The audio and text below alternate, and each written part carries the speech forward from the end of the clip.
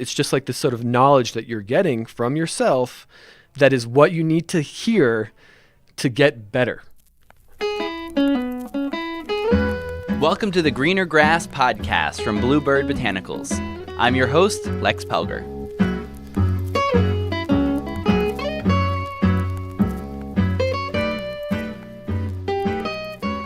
Today, I'm pleased to welcome an old friend from the psychedelic community.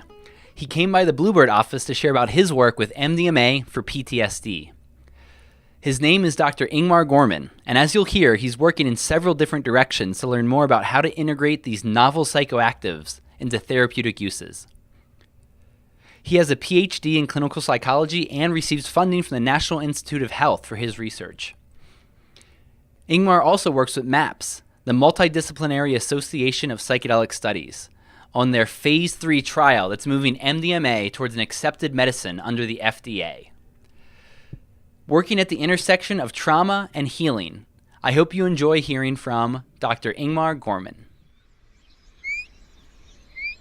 This show is brought to you by BlueBird Botanicals, to spread education about cannabis and other things on the greener side of life. BlueBird CBD oil comes from farms in southern Colorado and is grown using only water, soil, and sunlight.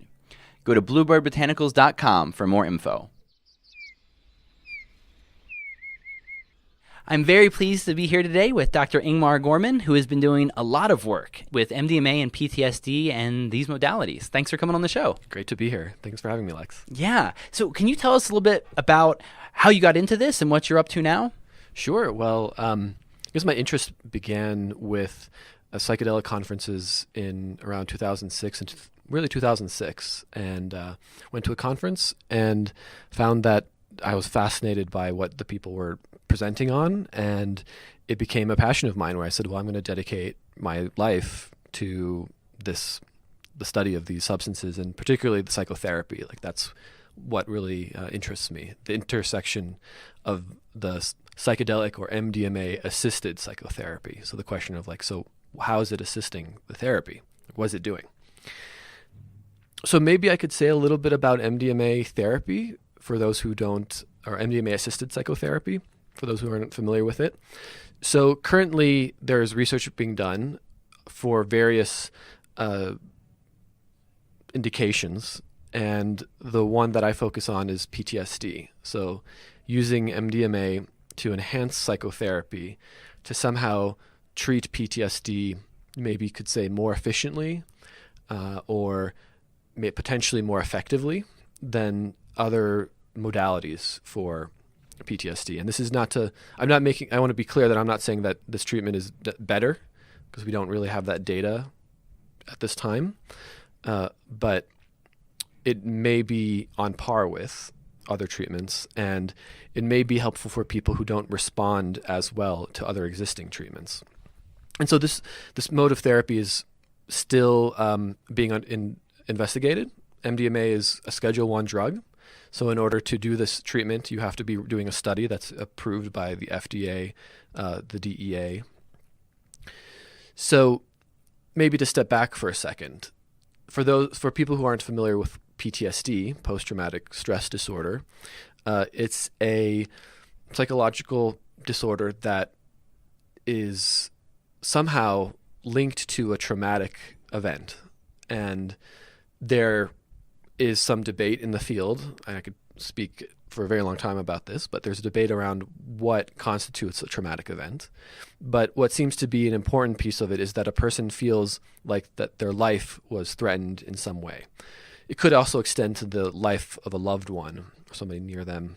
There's different ways of kind of qualifying this, but someone's life being threatened is an important piece of that. And now people go through traumatic experiences all the time. Sadly, it is a part of life. And different people are able to respond and cope with trauma in different ways.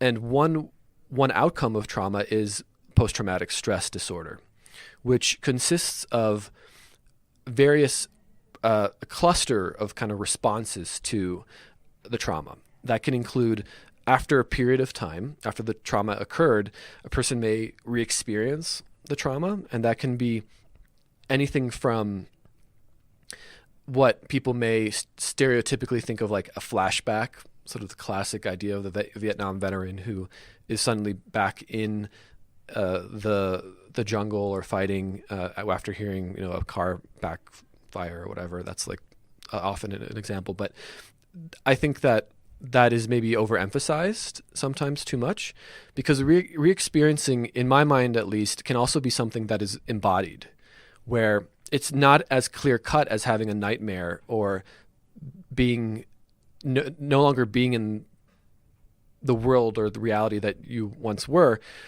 or in the present, but more so a physical. When I say embodied, meaning, and now this is kind of hard to describe, but feeling in your body that you're back in that traumatized place. And so that could be something like a person who has PTSD, their boss may walk behind them and they associate to an abusive partner or parent, and they tense up because they're expecting to get hit, right? And that's very subtle. And for some people that may not be clear that can be part of a PTSD symptomology. And so that's you need, in order to meet criteria for PTSD, you need to have various clusters. So there's re-experiencing, there's changes in mood, changes in cognition. There are different kind of symptoms that when you meet a certain number of them, they come together and you can say, okay, well, you're diagnosed with PTSD. There's a whole nother conversation that I want to just touch on that we don't have to have, but there's an important question of like, what is the outcome of trauma aside from PTSD? Because in the DSM, the diagnostic manual for psychiatry and psychology, the only disorder that really acknowledges trauma is PTSD. But trauma leads to so many different kinds of symptoms that aren't PTSD. And there's this open question, I'm getting ahead of myself, but the open question is, well, could MDMA-assisted psychotherapy also be helpful for different kinds of disorders and symptoms that are related to trauma but aren't necessarily PTSD? So, to MDMA. What is MDMA? So MDMA, if my memory is correct, I think it was 1912 was when it was first discovered or synthesized by Merck. And they were, I believe, looking for a blood clotting agent, I think. I don't remember what they were looking for. But simply that this was an intermediate component in the reaction working towards another drug. It wasn't something of interest. It was just I guess almost a waste product along the way. So in either case, one misconception to clear up is that a lot of people thought that they're looking for an appetite suppressant, because MDMA is a stimulant. As I heard Shulgin always like to say that you can't take the A out of MDMA, which is the amphetamine part, which explains its stimulant-like properties. But anyway, in 1912, this was first synthesized, and it really wasn't used and studied in humans at all until I think like the 1970s, maybe late 70s, when it was first ingested by a human. And then it was really Sasha Shulgin who then, not soon after, began to resynthesized it and then gave MDMA and helped it spread through really the mental health community at a time where the drug wasn't yet illegal. It wasn't scheduled yet. And so it's an interesting question if that's the gray area of the law or not, because it's not really recognized by the law. I always love the story of somebody told me once that MDMA was first called like Atom or Empathy, and it didn't sell very well. This is how the story goes. And so they rebranded it as Ecstasy. And so, suddenly, when dealers began to sell ecstasy, they wanted ecstasy. Maybe not so much empathy, but maybe empathy is a better, maybe a more accurate description of MDMA. So as it kind of went through the club scene, I believe like Houston was a big. Yeah, Texas was the heart of it. Lorenzo of the Psychedelic Salon talks about it a lot.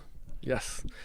Yeah, and so that then the law became interested in this new drug and why people were using it, and I believe it was 1985 that it was scheduled as a Schedule I drug, which means that it has it has a high risk of abuse and no medical value.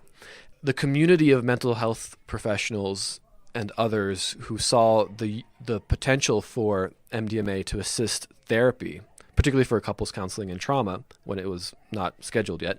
They advocated for it remaining unscheduled, or at least a lower, a less strict kind of scheduling. And unfortunately, it was still scheduled as the most controlled, and that really left MDMA as a prohibited drug. I mean, the research that was happening with MDMA from the mid 80s into the 90s was purely looking at the dangers of the drug. And so there's a ton of research on the potential dangers of MDMA, but nobody was examining the clinical utility of it or potential. And it wasn't until the mid 2000s, I should say that MAPS, it's very important to talk about MAPS, the Multidisciplinary Association for Psychedelic Studies, which is the nonprofit organization that is the sponsor of the research that I do. And really, Rick Doblin, who heads MAPS, and the entire MAPS staff and team have since, with Rick starting in 1985 till today, and are continuing to fund research for MDMA as a clinical as a medicine, really, as a potential medicine. And so it's that kind of dedication, those decades of dedication, that brought us here today, where we are about to begin a phase 3 trial, which means that it's the last phase of research that needs to be done in order to evaluate whether the treatment works and whether it could be one day prescribed as a medicine, which has significant potential implications for its scheduling, because if that were to happen, kind of by definition, you would have to reschedule it from one to something that's less strict. Yeah, it sounds like it was such an exciting time. If anyone out there is interested in the therapy side, there's one book that I always thought was amazing called The Secret Chief. And it's an interview actually with Leo Zeff, who was a friend of Dr. Shulgin. And he was doing LSD therapy, taught so many people how to do it, and then LSD became illegal. And he tried MDMA, and he came out of retirement to go and start teaching other practitioners how to use this molecule they called Atom. And he helped turn on a lot of people who kept doing it in the underground, but unfortunately got blocked. And thanks to Rick and MAPS, all of a sudden now we can start looking at this and finding some really significant potential for treating veterans and victims of abuse. And so I guess a question for you is, what did these sessions look like when you are working with somebody using MDMA, and what are their fears around this, thing that's known as a club drug that puts holes in your brain? I have not actually done MDMA therapy as a therapist yet. So I've been trained. Part of the work that I did as a graduate student was to study video recorded sessions of the therapy. So I've seen quite a lot of that. Gone through quite a bit of training. So from like a very structural perspective, in terms of research, we are looking at a potential participant. They're screened. We're looking for certain kind of inclusion and exclusion criteria. And what exclusion criteria is important? What stuff you're watching for the most in terms of safety? Well, so what I can mention is that in terms of safety, certainly people currently with a bipolar disorder or a psychotic spectrum disorder or even close relationship family member that has a psychotic disorder, those are kind of important markers for us to look at. There are other exclusionary criteria that I won't go into because we don't want people to know too much in terms of because this treatment is in so much demand that people are willing to, I think, bend the truth in order to get the treatment. And I do think that there are people who would be excluded from our study. Again, this is me. I mean, this is to really qualify what I'm saying here, because I see myself as a scientist, and I really take the perspective that if the data is not there, we shouldn't make any strong claims. But what I'm saying here is that I do believe that there are people who will be excluded from this research who could potentially still benefit from the therapy. we have to understand that more fully. But in the way research works, you are trying to isolate certain variables, and that's why there's rather strict inclusion and exclusion criteria. So that's the first process. And then if a person passes this pretty rigorous screening, they then go into, they'll have 3 preparation sessions, which consists of what we call the building of a therapeutic alliance, which is simply meaning trust in a relationship between the therapist and the participant. And there are 2 therapists, male and female, always present throughout the whole treatment. After the 3 prep sessions, there's the first dosing session or experimental session, test session. There's different words we use for it, but that's when the participant will get either MDMA or a placebo. And then after that, there are 3 integration sessions. Just to return to the actual dosing session, the participant, that takes 6 to 8 hours. So the prep sessions are 90 minutes. You could imagine them as if they were like 90-minute therapy sessions. But the dosing sessions last anywhere between 6 to 8 hours. And the participant will be either lying down and what we call kind of going inward, with blindfolds with music without any kind of vocals in English to not prime the person or bring the person into some sort of intellectual space too much. And they are either inward or they're engaging socially with the 2 therapists. Socially meaning having a conversation about whatever comes up. And it's a very non-directive kind of treatment. So a person is in a very open state when they're under the influence of MDMA.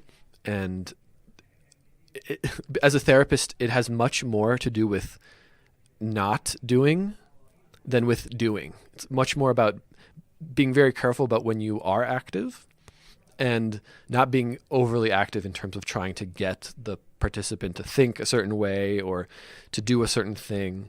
It's really more driven by the participant. And so that's kind of that in a nutshell. And then there are these integration sessions. So there are these 3 90-minute sessions that take place. One is immediately the morning after the dosing session. So the participant stays at the therapy site overnight. And then all these sessions, other than that, the sessions are pretty much 1 week apart. So if you had, 3 weeks of this one 90-minute prep session, and then you get the dose, and then you have 3 integration sessions. So everything's roughly spread out by a week.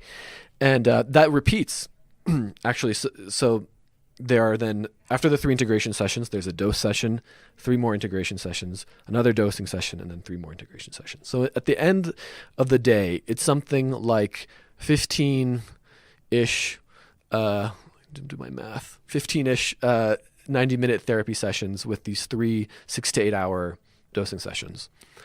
That's kind of the model right now. Yeah. That's a very labor-intensive model. It's one of the problems with how this might roll out is how we're going to have enough people and resources to do that, especially if, just taking care of the veterans who should be getting this treatment would be a huge investment. Well, yeah. So this treatment unto itself is not like anything else that's out there, except for maybe a psilocybin treatment or psilocybin-assisted therapy, or maybe there's some comparisons to like EMDR in some ways, but that's a separate thing. So the thing about that is, one, it's a combination of a pharmaceutical and a drug and therapy. And for example, the FDA does not govern or observe psychotherapy. They don't. But they do look at potential medicines or other kinds of products like that, or devices even, right? Medical devices. So that alone is a weird fit, right? So you're sort of submitting that the FDA is looking over our protocol for the study, and there's all this stuff that they don't really care about so much. Now, another way that this is sort of a new thing is in what you had just mentioned, which is that it's a lot of therapy kind of front loaded in a way. So it's resource intensive, time intensive. But if you think about the number of people who've been in PTSD treatment for many, many, many years who've definitely been through many more hours of treatment than what we're doing. And it seems like, from the data that we've collected so far, that when people have their symptoms reduced, for some people, they don't even meet criteria for PTSD anymore. That is how, in some participants, the effect is strong. And then that seems to last. In the studies that have been conducted, the follow-ups are actually pretty lengthy, and it seems like people maintain their benefits for a longer period of time. So there's expense associated with that upfront resources, and there's a big conversation around insurance coverage and how can we. It's one thing to find a treatment that works, and then there's another whole part of it, like how do you make that treatment available? It's another huge problem. I mean, this is the amount of effort that's gone into making this happen is incredible. It's a piece of it, yeah. Yeah, and especially the model of how it's getting done. You normally pharmaceuticals get approved by $1 billion or so process, and there hasn't been many nonprofits like MAPS pushing through a drug that's going to get approved. I think the Plan B birth control was the first nonprofit drug pushed through, but now MAPS is trying to do that same thing with this old reviled drug. It's kind of an amazing process. I always give my hats off to Rick Dodler for charging ahead. Under the heart of Reagan's presidency, he said, let's start an MDMA treatment. But the political smarts of it was so good. I mean, focusing on veterans, it's a group that everybody cares about. But if I remember correctly, the first studies were on victims of sexual abuse because it was a population that had demonstrate treatment resistance. So they'd been many years, they tried everything else under the sun, and then this showed rather remarkable results. So treatment resistance was defined, I believe, as at least one, I can't remember the exact numbers. It was definitely at least one psychotherapy and one pharmaceutical intervention that didn't work. It may have been two psychotherapies and one, I'm not sure, but it was definitely at least, having tried two different kinds of treatments and not responding. So these were participants, these were people who had chronic long-term PTSD and did not respond to other treatments. And now that's not the case. You don't have to have you don't have to be a non-responder to previous treatment to be eligible for the research now. And so can you tell me about the program that enabled you to have your session yesterday? Sure. Yeah, so MAPS was able to get a study approved that is known as MT1, which it's funny. I can't say MT1 anymore without one of the therapists that is on my team in New York likes to say empty one, which I always think of like Buddhism of emptiness as being a good thing, right? He always likes to say that, and I can't now get that out of my mind. So it's M, the letter T, letter 1, and here the participants are therapists, and the therapists that are who are going to be conducting the phase 3 research. And the idea behind it, in part at least, is to have each therapist have their own experience with the MDMA. And speaking from my own experience with it, what I found helpful about it was not just having my own experience with it and knowing what that state is like, but also to observe how the two therapists were responding to me or how they were engaged with me in a particular way that really ingrained the training that I received previously. Because when you get the training, it's easy to MDMA. The way that MDMA therapy is designed, that's also a long conversation, but it's sort of a mix of a lot of different ways of working. And therapists are actually invited to bring their own modality a little bit into the mix. But there is a particular aspect of this non-directive way of working because people are somewhat suggestible in the state, and that's a strong way of putting it. I don't think you could get a person to just obey your commands, but there's a way where a person is so open that what is said is actually really kind of affects you. You experience what is being said on an emotional level. It has like a greater emotional resonance. And so, for me to be able to observe how my two therapists who've had more experience doing this MDMA therapy, to hear and see how they responded to me, was a teaching moment. It was very powerful, and I think I now carry that with me in a different way. Mm-hmm. That would be a wonderful way to learn. It does sound very important. So often doctors haven't tried the drugs that they're giving to patients because they shouldn't or they wouldn't. But here it just makes so much sense. Yeah, somebody recently asked me just flat out, like, how important do you think it is that a therapist have their own experiences with MDMA or psilocybin before they provide the treatment themselves? And my response, I think, anything that I say I can rethink and reconsider at a later time, but I think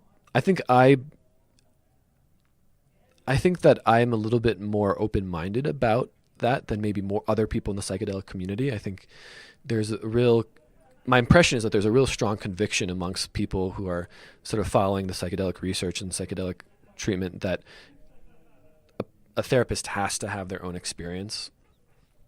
And I would scale that back to maybe I feel that way maybe 7 out of 10, because there are people who are just they're therapists who are just excellent therapists and get that idea of non-directive treatment and would be able to do the treatment well without having their own experience. But I have to say that it certainly is helpful. And we should maybe even acknowledge some history, because when I was an undergraduate, I did some research with speaking to mental health professionals in the former Czechoslovakia when LSD was legal. And it was interesting there because that was communism. So the social context in which LSD and psychedelic therapy happened was different than in the United States, where there was also like a parallel cultural movement, social cultural movement. And what I did in my research was to ask these mental health professionals how important they thought it was that mental health providers had their own experience with the drug before they administered it. And it was almost like unanimous agreement that they should. So that was one of the strongest outcomes of our study that we did, actually. It was like we interviewed and also did surveys with about 20 people, so it's not like a huge sample size, but when you think about the number of people that were doing that work at that time, it's not that many. So there's a historical context to this. The MT1 is really a reemergence of something that was actually considered to be mandatory, maybe even it would be unethical to induce a state in somebody else without really knowing it yourself. Again, I don't think that that's entirely true, but I think there's some truth in it. Yeah, that makes sense. There are just some therapists who are wonderful. They already live in an empathetic psychedelic state anyway. Jag Davies likes to say that there's a Mithofer effect. So Michael and Annie Mithofer were the therapists who were sort of leading the MDMA research, the first therapists, and he's like, they're such lovely people. It's like you don't know if it's the MDMA or if it's just them. What was it like for you yesterday after you've watched hundreds of hours of other people's MDMA videos and know so much from the underground and the above ground? What was it like for you? One thing that stood out to me the most is, and this is an important part of the what you could call healing or therapeutic aspect of MDMA, is what we refer to as the inner healing intelligence, which I've now fully embraced that term. I feel like I hadn't always. I always thought Jesus, that's so hippie, but I mean, it's an accurate description of what it is. Another way of thinking about it that maybe is less laden is just intuition, and it's incredible. It's incredible that we actually know. There's a part of us that knows what is best for us, or what we in a way need to hear, but it's coming from that comes from within. So maybe to explain a little bit better, when a person is under the influence of MDMA, it seems like, I don't know how to quite describe it. It's like your conscience, that kind of voice inside you, or that dialogue that you have with yourself, which is often for most people really critical. It kind of somehow changes, and you begin to have, you could maybe call them insights, but it's not just logical. It has this incredible emotional resonance or weight to it, where you're starting to hear yourself, feel yourself sort of saying things or hearing things. It's not like voices in your head, though. It's just like this sort of knowledge that you're getting from yourself that is what you need to hear to get better. to sort of, whether that, to be whatever that may mean for each person. And so I've for years sort of knew about this and read about this and was taught this, but it's not until, and this is what happened to me in my experience yesterday, where it went from that intellectual, yes, inner healing intelligence, to experiencing this intuition, this internal intuition. And I was like, oh yeah, that's that thing, right? That's what it's about.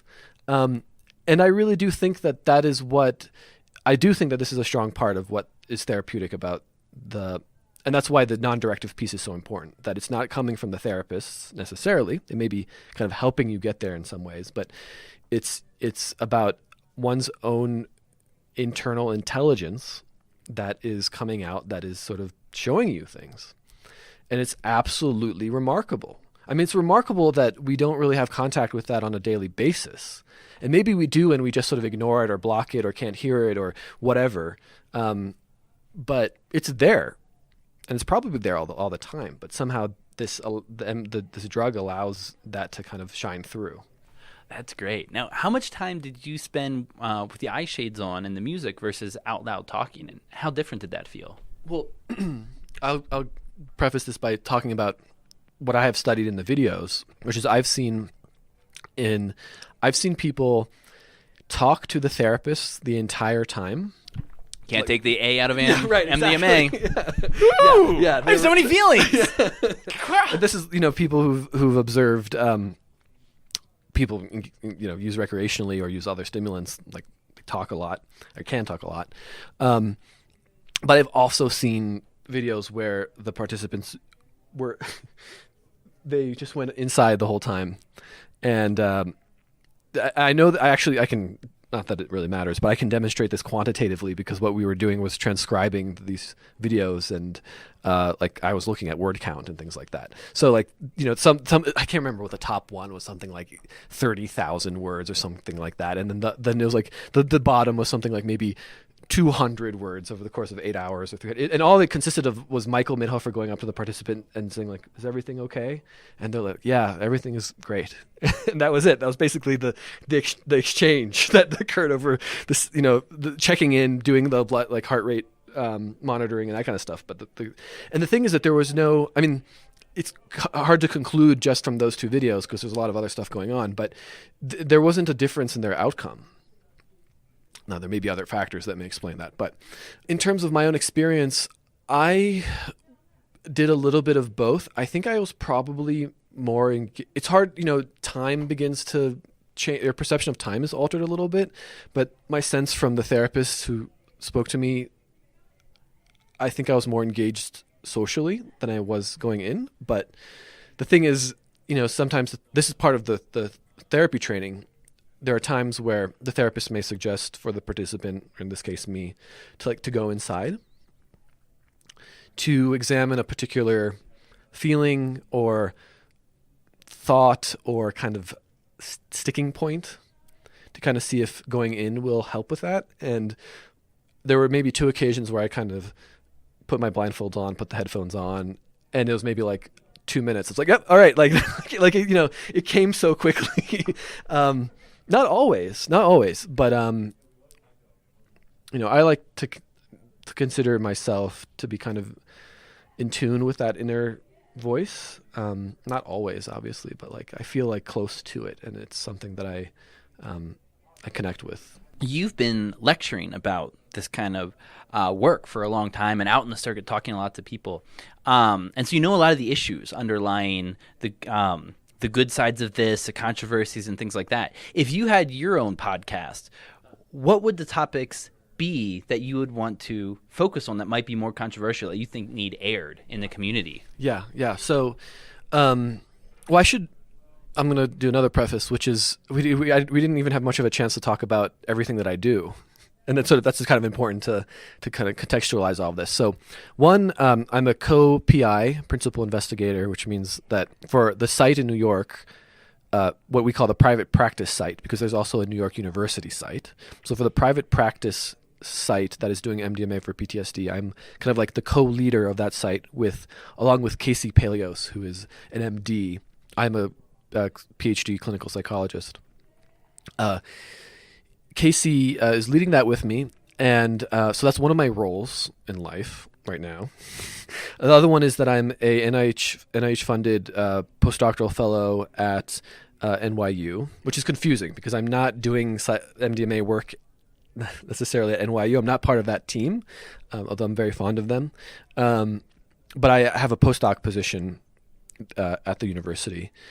And then the other thing that I do, which is related to your question, is that I'm the director of a program called the Psychedelic Education and Continuing Care Program, which is a private practice that focuses on not providing psychedelics or MDMA to do therapy, but basically everything else around it.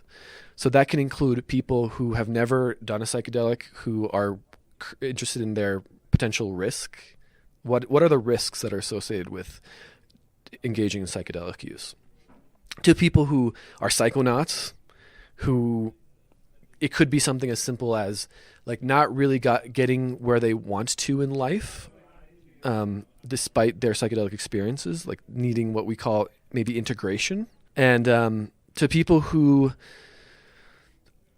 have other kinds of struggles in their life, other kinds of symptom pathology, to put it clinically, who are trying to engage in psychedelic use to help themselves, but aren't, again, quite getting to where they want to be.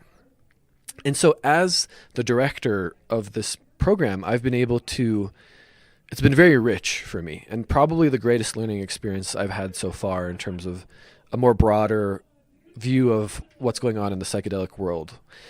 And I'm not going to talk about cases necessarily because I don't have permission from my patients to speak about the particulars, but it really ranges. And the thing that I like to say, because I think it's really true, that in terms of the integration work I've done, it's quite rare when somebody comes, I think what people think about integration, they think that they have this sort of incredible experience that they can't quite digest, and they need help making meaning out of that experience. And what I found to be more common are people struggling in the day-to-day with very mundane life kind of struggles and not quite getting to where they want to be, and kind of focus on what's the relationship to psychedelics, what's the relationship to other things going in their life. Are psychedelics helpful? Because sometimes they're not. And kind of supporting a person through that process.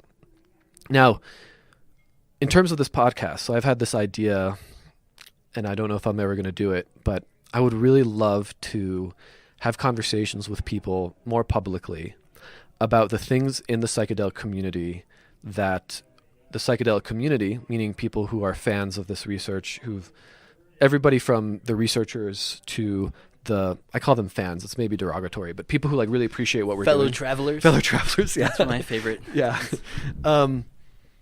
The things that they don't want to talk about, or things that maybe they're afraid to talk about. And I have to give credit where credit's due, because this inspiration came from James Kent, who has this podcast called Dose Nation, where he's kind of concluding it, but he's kind of airing all of the things that he's kept to himself across his decades of interacting with the psychedelic community. And I think we need to have more conversations around these topics. And one of them, if I may, is something that a few people have touched on, but hasn't really been catalyzed or formalized yet, which is the potential for psychedelics to be traumatic. Dare I say, and please don't hold my word to this, maybe a kind of a psychedelic-induced PTSD. And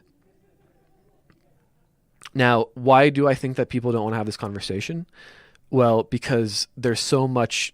Now there's a psychedelic renaissance where the media and the public is willing to engage in this kind of idea that maybe MDMA and psychedelics could potentially be helpful. But that wasn't the case, like 6 years ago, 7 years ago? This is relatively new. And so I think there's a lot of fear around having a conversation about the potential harmful effects of psychedelics when used in not ideal or when the conditions aren't right. And the reason why I'm saying this and phrasing it in this way is because I think there is a difference between, I think most mental health professionals would think of a when they hear about these cases, they would think of a psychotic disorder, like a substance-induced psychosis, or a acute psychotic disorder, or maybe like a catalyst for schizophrenia. And that's not to say that that doesn't exist. I think that potential is there too. Seen that with in patient units with cannabis, but there's this question of pre-existing predisposition to that. But I think the psychedelic PTSD is different because it looks different. It's very somatic. People, I've been hearing from more women, and that I have a small sample here, so I'm not making any kind of gender-based conclusions or sex-based conclusions.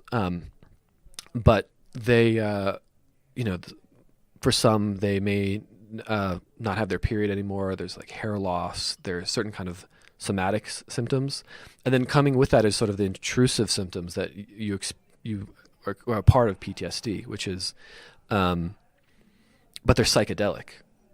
So whereas that veteran would return back to Vietnam, they're exposed to a stimulus that brings them back to that place. But for them, that can be concrete, right? It can be the jungle, or it can be so many things depending on what kind of trauma it is. But the thing that I've noted in terms of people having this kind of psychedelic PTSD is that often it's in response to that kind of, I don't know if I could call it ego death, or that kind of like intense fear response where the person under the psychedelic really believes that they're going to die, right? Which is one of the kind of criteria connected to PTSD. They come out of it.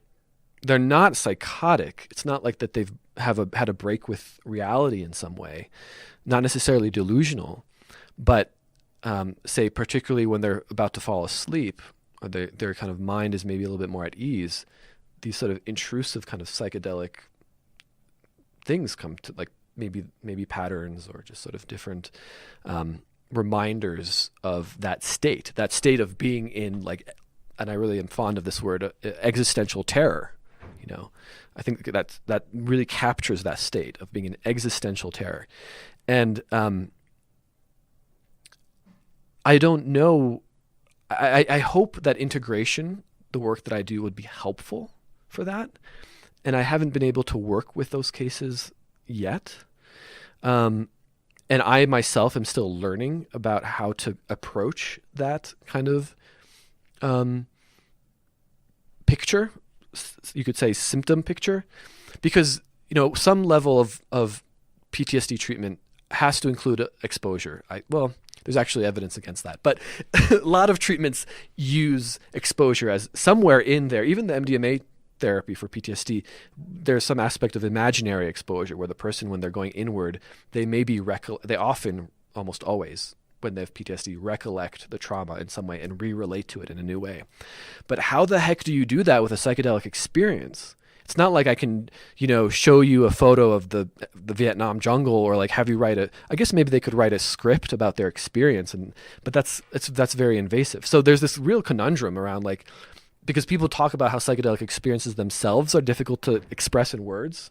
So then how then do you kind of work with that? And I've been receiving some guidance from one of my mentors, Andrew Tatarsky, who runs the Center for Optimal Living, where the psychedelic program is housed. And so he's been helping me with that a little bit. But it's a challenge, and it's something that we just don't talk about. Yeah, that would be the idea of psychedelic trauma. You can just see out on the festival circuit how much that would be a verboten idea that they could do that kind of damage. But the funny part is when I'm out there, asking about people's stories, it seems like everybody knows a bad weed story and a bad psychedelic story where you have someone who is really harmed by these things, maybe for a couple of weeks or a couple months and maybe forever. And it doesn't get credence. It gets treated as prohibitionistic propaganda when this is a story of a peer. This is a story of someone who's into these drugs. They're not sharing this to put them down. Because the psychedelic field is kind of neglected generally, we don't have the numbers. Like, it would be great if we could say on an epidemiological level, like, okay, these are the number. We do know how many people use psychedelics roughly, right? But we don't know how many people have had this kind of experience. I would still venture to say that it's rare. It's a complete guess, but I'm in a position where I'm directing this program where people are coming. It's a selection bias. Like, they're coming to me because they need help. So I'm hearing these stories. So I don't want to overemphasize the danger, right? I mean, there's risk, but it's who knows what the percentage is. The other thing that I've noticed, again, totally anecdotal, is that this has been. It's hard to make this claim, but it seems like ayahuasca and LSD seems to happen. Those are the cases that I've heard of. I haven't heard, and I would venture to say that it, again, totally anecdotal, that MDMA, due to the way that MDMA works, would less likely lead to this kind of experience. Although, it could maybe, but I think it's much less likely. Now my fear, right, is that I've said this now, and there's going to be some journalist out there who's going to say, who's going to turn the tide of, and this is maybe my paranoia, but they're going to say headline, ayahuasca and LSD cause, psychedelic PTSD, which is not that's not the take home that I'm trying to deliver here. It's more that we need to look at all sides of this. But the media and sensationalism, particularly today, is so intense. Anything for the clicks, right? So that scares me. Yeah, and it's a very reasonable fear, but I think this is definitely the right option. I mean, we can't let ourselves be guided by lousy journalism when these negative experiences that last forever do happen. It does seem to be pretty damn rare for the amount of psychedelics and the amount of bad actors who are giving ayahuasca to people all over the place, and still the ayahuasca goes okay or is transformative. Right. That speaks about something. That's definitely something. Yeah. But the amount of fallout you see from the '60s and from the '80s, LSD is harder to abuse. In a lot of ways, but MDMA is much easier to be doing for a couple of months straight every night, and it's a pretty safe, non-toxic drug as far as things go. But you see what happens if you take a thing like that plays havoc with your serotonin system and all these systems. The brain can't take that. Yeah, I mean, to speak to the MDMA, it seems very rare to me, but I do actually know of 2 cases. And the other thing we should mention about this is probably less likely for ayahuasca, but when people are using MDMA recreationally, there's also usually alcohol on board and other substances. And of the cases that I know that I'm thinking about where there was sort of a negative response to the MDMA, there probably, in one case definitely, and in the other most likely that there was other, mind-altering substances that were involved along with it. But they both kind of involved an intense sort of social anxious response, which is curious because to me, I think of MDMA as something that could potentially even be helpful for social anxiety. But in this case, for these 2 individuals, they became very acutely aware of their surroundings and began to have thoughts that the people who are around them are laughing at them or critical of them, and it kind of led to, not forever, but a prolonged period of time of kind of increased anxiety. That really rings true to me because my personal experience with MDMA is the first couple of times there was that warm, buttery feeling, but that faded really quickly. And then the only thing left was an amphetamine type rush. Right. And that's just was so unpleasant. I have all this energy and I know I shouldn't be using it because I sound terrible and stupid. And it led my brain to thinking faster what a lousy piece of shit I am. Right. Well, it's funny because we're coming back to you can't get the A out of MDMA. And it's an important part of, it also connects to how MDMA psychotherapy or MDMA-assisted psychotherapy may be helpful for PTSD. So PTSD used to be classified as an anxiety disorder. I don't think it is anymore. So you could think of trauma and PTSD as related to anxiety. And we know that generally for people who have anxiety, it's not a good idea to give them an amphetamine because it will generally tends to increase anxiety. The neat thing about MDMA, and I think an important property of MDMA, and this is based off of Matthew Baggett's research with healthy humans, just great work. I just talk about this wherever I go. But I'm going to skip the sort of the study design because it's lengthy. But essentially, what he found was that people report increased feelings of authenticity. What were the other sort of positive ones? I'm not recollecting now, but the important take-home message from that study was that people don't experience a decrease in their anxiety. In fact, when people get MDMA, they experience an increase in their anxiety, right? Which is counterintuitive because people think, and there is some evidence to suggest that MDMA dampens the fear response in the amygdala, which maybe it does, but it keeps the anxiety intact, it seems. And that is really important in therapy because why some people argue that it's hard to do therapy with individuals who are on benzodiazepines. Benzodiazepines are anti-anxiolytics, anti-anxiety. And what they do very effectively is they can block that anxiety signal. But if we're thinking about exposure, or if we're just thinking about in being in touch with that kind of signal that's inside of you to be able to work with it, you kind of need to access that anxiety to be able to work with it. And so I think it's actually important that MDMA may even contribute to an increase in anxiety. And I think it was Leo Zeff who said benzos are putting the feelings underneath the rug, and MDMA is taking the rug out back and beating the hell out of it. That was a nice way of looking at it. And so the last question I'd like to ask is, if we managed to wrangle a big research fund for you so you could buy a nice property upstate, maybe in Valhalla or something, and have your own center, what would it look like? What are the pieces of that would be the most important to you for the kind of work you want to do? There's one thing that comes to mind is just the setting, right? I mean, that's so important. And I mentioned that in my experience in the MT1 study yesterday that the therapists, and I think it was mostly Marcella, who did the interior decorating. Nothing super fancy, but I felt like I said that while I was under the influence of the MDMA, that I felt like I was floating in a cloud. And just that, I think having an environment that is, it's classic set and setting, but the setting, that's so important. So it would be something that would be spacious with light and maybe near nature. I don't think that's absolutely essential, but it could be important.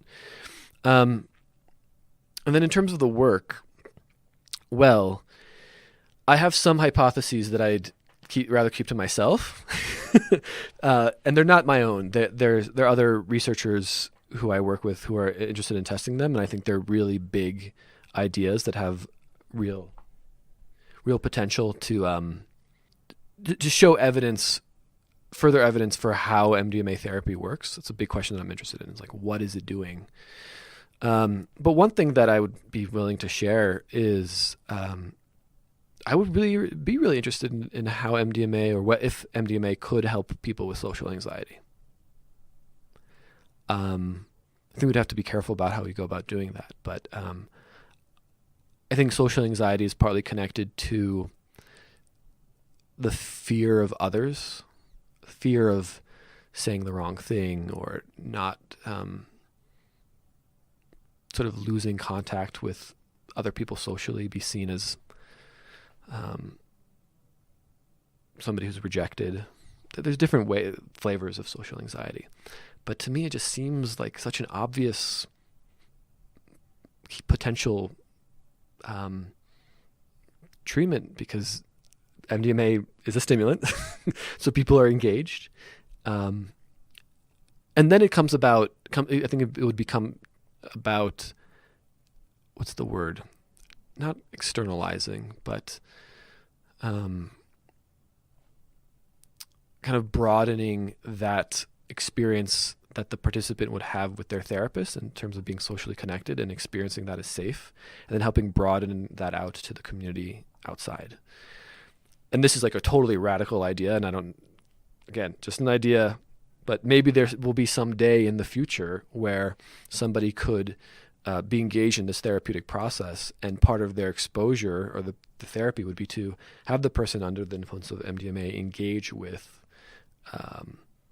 they couldn't be complete strangers. I don't think that would be good, but maybe you would have some sort of Confederates or somebody like they would be able to kind of go and engage and practice and see and experience the safety of connecting to others. Maybe that wouldn't even be necessary, but it's a potential. Yeah, but we're talking about. I wouldn't propose this anytime in the next decade. But it's beautiful. Take it out of the just one-on-one therapy and into something even more practical that relates to real life. Yeah, because I think that's what a person really. I think you can still do that internally and do it in the context of the psychotherapy, but there is something about experiencing it in the real world. Well, Ingmar, thank you so much. I really hope that you get your giant, beautiful center upstate or wherever it is that you want it, and get to keep working on these problems. Thank you so much for your work, and thanks for coming on the show. Yes, thank you so much for having me, Lex. I really appreciate it. Greener Grass is a BlueBird Botanicals podcast. Their CBD oil supports a healthy body and a strong endocannabinoid system.